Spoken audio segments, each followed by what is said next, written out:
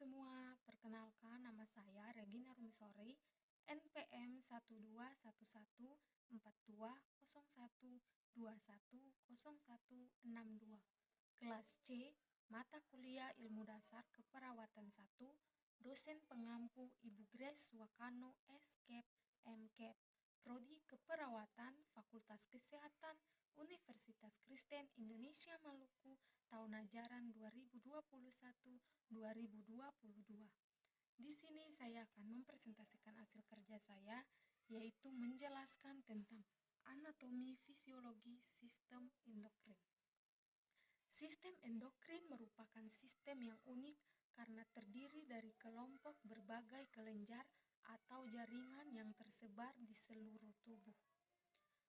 Endokrin ini menunjukkan bahwa sekresi dibentuk oleh kelenjar secara langsung masuk ke darah atau limfa, sirkulasi dan perjalanan ke jaringan target dan bukan diangkut melalui tuba dan duktus.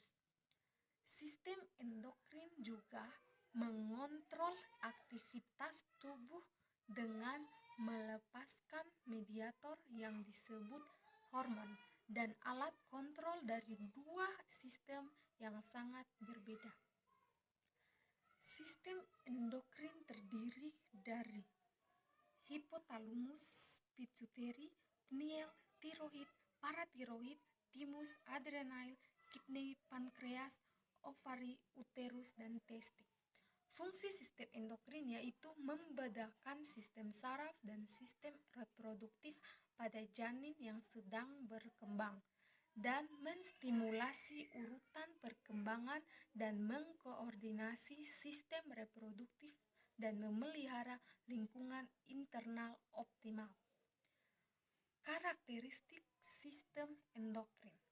Yang pertama, hormon bekerja dalam sistem umpan balik yang memungkinkan tubuh untuk dipertahankan dalam situasi lingkungan optimal. Yang kedua, hormon mengontrol laju aktivitas seluler. Ketiga, hormon tidak mengawali perubahan biokimia. Hormon hanya mempengaruhi sel-sel yang mengandung reseptor yang sesuai dan melakukan fungsi spesifik. Keempat, hormon mempunyai fungsi dependen dan interdependen. Pelepasan hormon dari satu kelenjar sering merangsang pelepasan hormon kelenjar lainnya. Kelima, hormon secara konstan direaktifkan oleh HEPAR atau mekanisme lain dan diekskresi oleh ginjal. Dalam tubuh manusia ada 7 kelenjar endokrin yang penting, yaitu yang pertama hiposifis. Kelenjar hiposifis disebut juga master of gland atau kelenjar pengendali karena menghasilkan berbagai macam hormon yang mengatur kegiatan kelenjar lainnya. Kelenjar ini berbentuk bulat dan berukuran kecil dengan diameter 1,3 cm. Tiroid. Tiroid merupakan kelenjar yang terdiri dari folikel-folikel dan terdapat di depan trakea. Kelenjar tiroid terdapat di leher bagian depan sebelah bawah jakun dan terdiri dari 2 buah lobis. Kelenjar tiroid juga menghasilkan 2 macam hormon, yaitu tiroksin atau T4 dan triiodotirion atau T3. Yang ketiga, paratiroid. Hormon paratiroid meningkatkan kalsium darah dengan cara merangsang reabsorpsi kalsium di ginjal.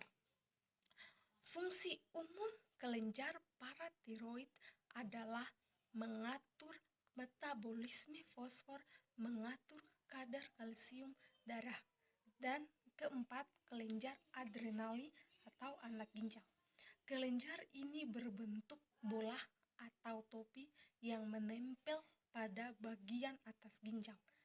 Bagian kulit menghasilkan kortison yang berfungsi mengatur metabolisme dan mengatur keseimbangan air dan garam. Sedangkan bagian sumsum atau medula menghasilkan adrenalin yang berfungsi mempengaruhi denyut jantung, mengatur otot-otot kandung kencing, juga mengatur kadar gula dengan cara mengubah glikogen menjadi glukosa. Kelima, pankreas. Pankreas bagian pulau-pulau Langerhans. Fungsi hormon ini mengatur kadar gula darah dengan cara mengubah glukosa menjadi glikogen. Keenam, ovarium. Kelenjar kelamin pada wanita terletak pada ovarium. Hormon yang dihasilkan yaitu estrogen untuk mempertahankan ovum dan ciri-ciri kelainan sekunder, dan progesteron yang mengatur pembentukan plasenta dan produksi air susu. Yang ketujuh, testis. Kelenjar kelamin pada laki-laki terletak di bagian testis.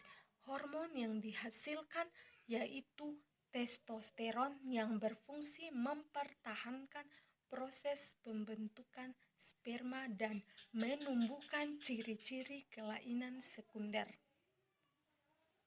Pengendalian endokrin. Jika kelenjar endokrin mengalami kelainan fungsi, maka kadar hormon di dalam darah bisa menjadi tinggi atau rendah, sehingga mengganggu fungsi tubuh. Untuk mengendalikan fungsi endokrin, maka pelepasan setiap hormon harus diatur dalam batas-batas yang tepat. Itulah hasil dari presentasi saya. Apabila teman-teman masih ada yang belum memahami tentang apa itu sistem endokrin, teman-teman bisa membuka kembali video saya ini. Dan apabila video saya ini masih ada kekurangan, teman-teman bisa mengomentari dan ibu dosen bisa memperbaikinya dan ke depannya bisa lebih baik lagi. Terima kasih.